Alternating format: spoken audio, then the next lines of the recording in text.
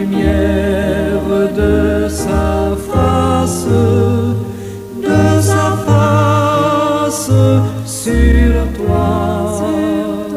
sur toi, use de grâce envers toi et te donne la paix, et te donne la paix.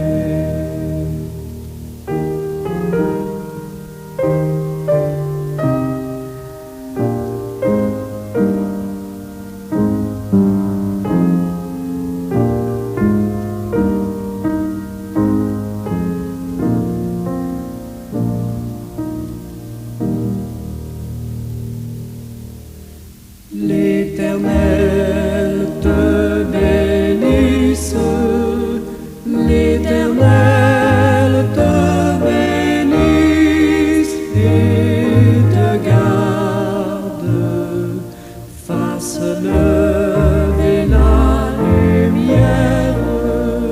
la lumière de sa face sur toi,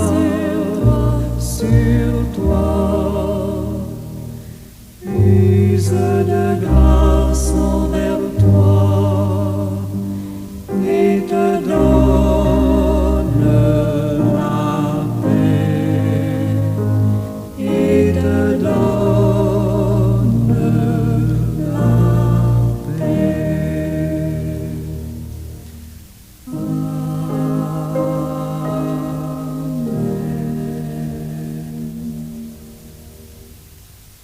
Bon matin, bonjour tout le monde dans la paix et la grâce de Dieu. Ma prière ce matin est une expression de gratitude envers Dieu pour sa protection contre la puissance de la mort. Elle reconnaît la fragilité de la vie humaine et la dépendance à la grâce divine pour la préservation et son salut offert en Jésus.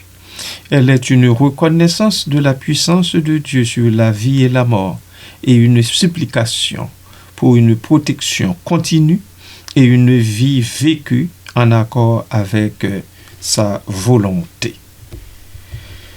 Prions Dieu.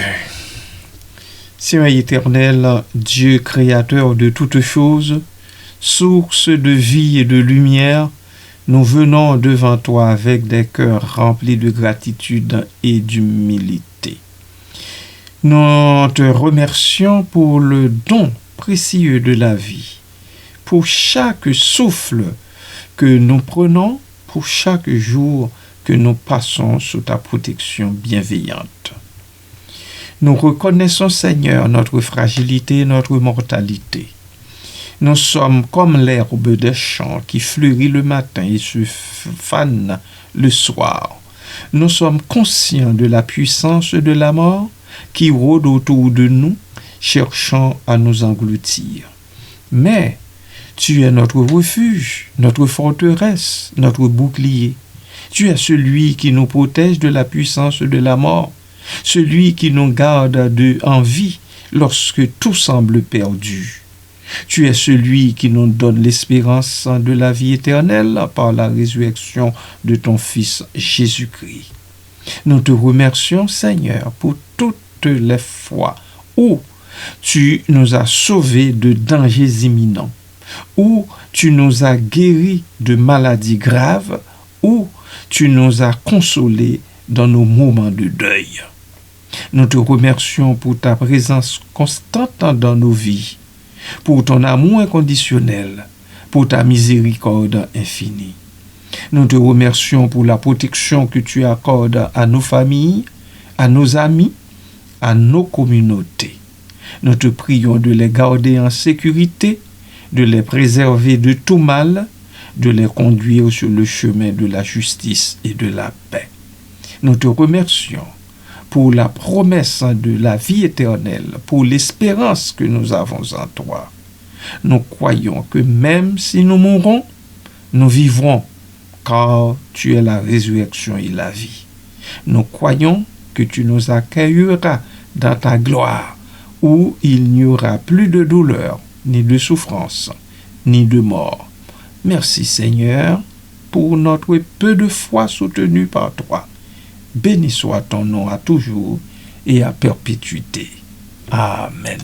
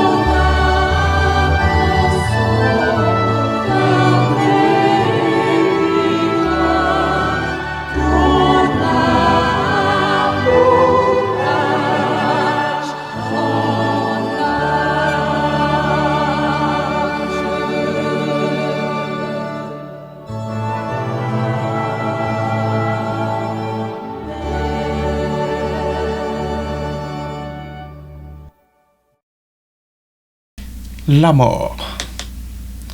Car la mort est montée par nos fenêtres, elle a pénétré dans nos palais.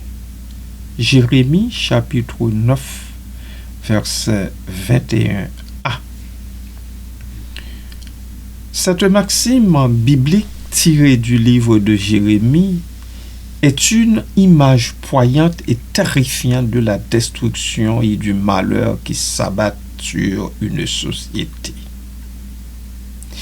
Elle dépeint la mort non pas comme un événement lointain et abstrait, mais comme une force active et envahissante, capable de franchir les barrières les plus solides et de s'infiltrer dans les lieux les plus protégés. Pour comprendre pleinement la portée de cette phrase, il est essentiel d'examiner son contexte historique, sa signification littérale et ses implications théologiques. Le livre de Jérémie est un recueil de prophéties prononcées par le prophète Jérémie au royaume de Juda, principalement au cours des dernières décennies du 7e siècle et au début du 6e siècle avant Jésus-Christ. C'était une période de grande instabilité politique et spirituelle. Le royaume de Juda, autrefois puissant, était en déclin, menacé par l'ascension de l'empire babylonien. Sur le plan spirituel, le peuple s'était détourné de l'alliance avec Dieu, se livrant à l'idolâtrie et à l'injustice sociale. Jérémie était un prophète de malheur, chargé d'annoncer le jugement imminent de Dieu sur Juda en raison de son infidélité. Ces prophéties sont remplies d'images de destruction, de désolation et de souffrance. Ce verset 21 s'inscrit dans ce contexte de condamnation et d'avertissement. Il fait partie d'une lamentation plus large sur le sort de Juda, déplorant la mort des enfants et des jeunes, victimes de la calamité qui s'abat sur le pays. Arrêtons-nous ici un instant, bien-aimés de Dieu.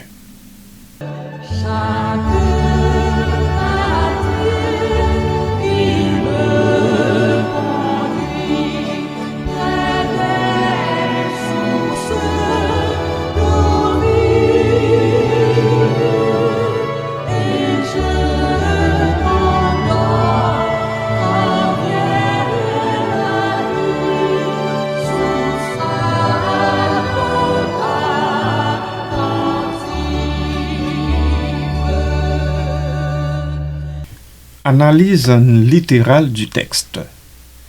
L'image de la mort qui monte par nos fenêtres est frappante et inhabituelle.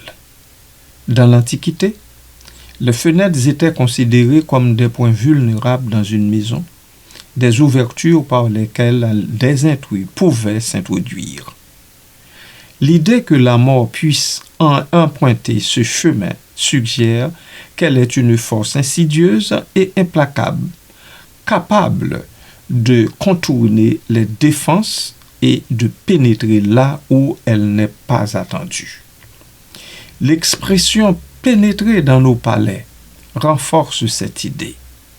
Les palais étaient les lieux de pouvoir et de sécurité, les résidences des rois et des nobles. Le fait que la mort puisse s'y introduire montre que personne n'est à l'abri de son emprise, pas même les plus puissants et les plus privilégiés. L'utilisation du verbe « monter » suggère également une progression, une escalade de la destruction. La mort ne se contente pas de frapper au hasard. Elle s'élève, elle envahit, elle conquiert.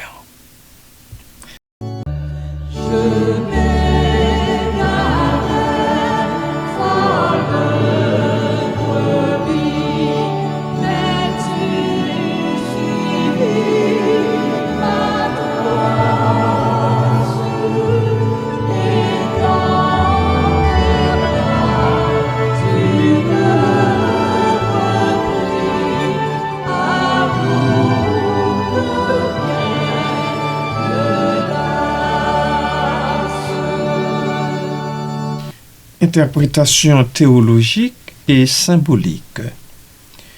Au-delà de sa signification littérale, le verset de Jérémie 9, 21 peut être interprété de plusieurs manières sur le plan théologique et symbolique. Le jugement divin. La mort qui envahit Juda peut être vue comme une manifestation du jugement divin. Dieu, en raison de la désobéissance et de l'impiété de son peuple, permet à la mort de s'abattre sur eux comme une punition. Dans cette perspective, les fenêtres représentent les failles spirituelles et morales de la société.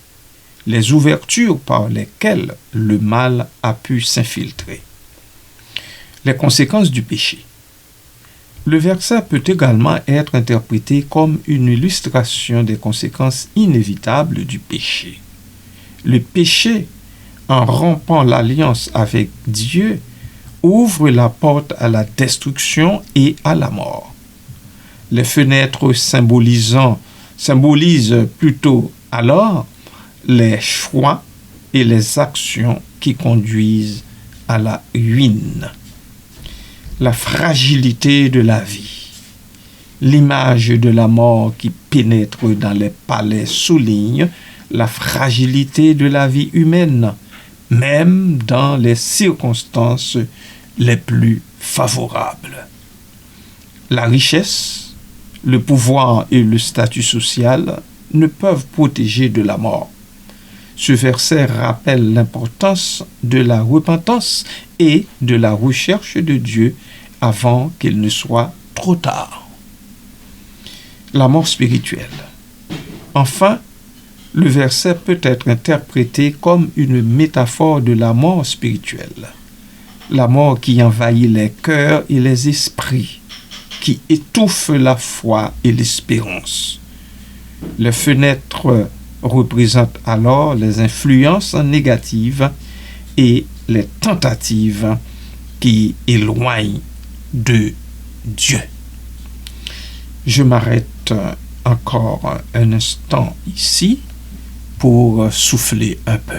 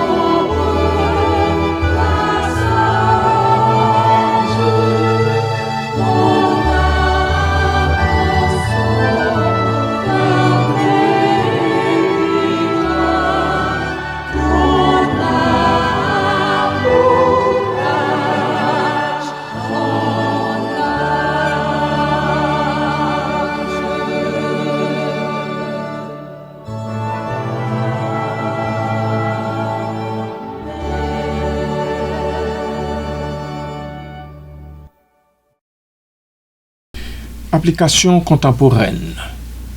Bien que ce verset ait été écrit dans un contexte historique spécifique, celui du peuple d'Israël, il conserve une pertinence significative aujourd'hui pour nous les chrétiens. Il nous rappelle que, premièrement, le péché a des conséquences. Nos actions ont des répercussions non seulement sur nous-mêmes, mais aussi sur la société dans son ensemble. L'injustice, la corruption et l'immoralité peuvent ouvrir la voie à la destruction et au malheur. Deuxièmement, la sécurité est illusoire. Nous ne devons pas nous fier à nos richesses, à notre pouvoir ou à notre statut social pour nous protéger du mal. La véritable sécurité se trouve en Dieu et en Dieu seul. 3. La vigilance est nécessaire. Nous devons être vigilants face aux influences négatives et aux tentations qui peuvent nous éloigner de Dieu. Nous devons protéger nos cœurs et nos esprits des forces qui cherchent à nous détruire spirituellement. Et 4. L'importance de la repentance. Il n'est jamais trop tard pour se repentir et se tourner vers Dieu. la repentance est le chemin vers la guérison et la restauration, bien-aimés du Seigneur.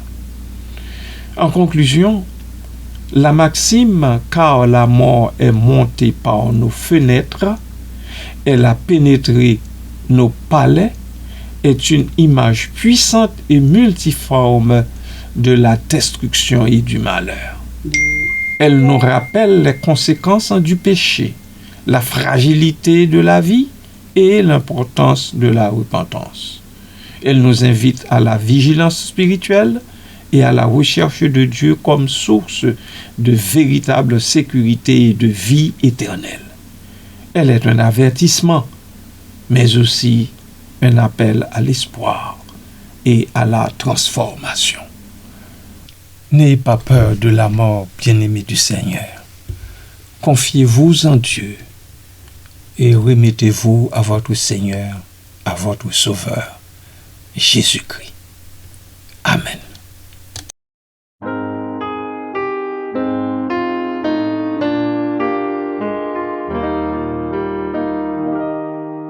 Mort avec Christ d'une mort volontaire, je vis au ciel déjà sur cette terre, en attendant son glorieux retour. Je suis gardé par lui de jour en jour, jour après jour gardé par ton amour, jour après jour à l'abri de ton aile. C'est le repos et la vie éternelle. Je t'appartiens, ô Sauveur, pour toujours. Dans les combats pour le bien, pour le juste, flotte sur moi son étendard auguste, et son regard qui me sourit des cieux, jour après jour me rend victorieux. Jour après jour gardé par ton amour, jour après jour à l'abri de ton aile. C'est le repos et la vie éternelle. Je t'appartiens, ô Sauveur, pour toujours. Il n'est douleur que son cœur ne partage, il n'est fardeau dont il ne me soulage, il n'est de pleurs qu'il ne daigne tarir, il n'est de mots qu'il ne puisse guérir. Jour après jour gardé par ton amour, jour après jour à l'abri de ton aile. C'est le repos et la vie éternelle. Je t'appartiens, ô Sauveur, pour toujours.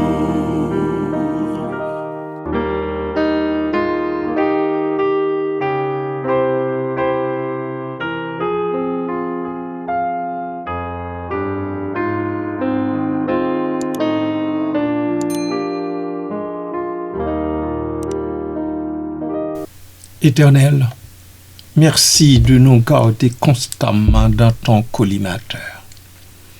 Oui, jour après jour, je comprends jusqu'à quel point que nous sommes gardés par ton amour, que nous sommes à l'abri de ton œil. Merci Seigneur. Merci Père. Nous te prions de nous aider à vivre chaque jour comme si c'était le dernier. Aide-nous à utiliser notre temps, nos talents, nos ressources pour te servir et pour aimer notre prochain comme nous-mêmes. Aide-nous à être des témoins de ton amour et de ta vérité dans le monde. Nous te prions, ô Dieu, de nous pardonner nos péchés, nos faiblesses, nos manquements. Nous sommes conscients que nous ne sommes pas dignes de ton amour. Cependant, nous croyons en ta grâce et en ta miséricorde. Nous te demandons de nous purifier de toute iniquité, de nous renouveler par ton Esprit Saint, de nous rendre conformes à l'image de ton Fils Jésus-Christ. Nous te prions de nous donner la force de surmonter les épreuves de la vie, de faire face à la mort avec courage et sérénité. Aide-nous à nous soutenir et à nous souvenir que tu es toujours avec nous, que tu ne nous abandonneras jamais, que tu nous conduiras à travers la vallée de l'ombre de la mort jusqu'à la lumière de ta présence. Nous te prions pour ceux qui sont malades, pour ceux qui souffrent dans leur corps, pour ceux qui sont en deuil. Seigneur, console-les, guéris-les, fortifie-les, donne-leur l'espérance et ta paix. Nous te prions pour ceux qui sont mourants, Seigneur. Accompagne-les dans leur dernier voyage. Donne-leur la grâce de se repentir de leurs péchés et de se confier en toi. Accueille-les dans ton royaume éternel. Nous te prions, ô Dieu, pour les familles des défunts, pour les survivants, les rescapés. Accorde-leur la paix en attendant d'entrer dans le repos éternel. Que ta lumière perpétuelle brille sur eux et sur nous toutes et tous. Seigneur, nous te remercions pour tout ce que tu as fait, pour tout ce que tu fais et tout ce que tu feras pour nous. Nous te louons, nous te bénissons, nous t'adorons. Nous te demandons tout cela au nom de Jésus-Christ, notre Seigneur et Sauveur. Amen.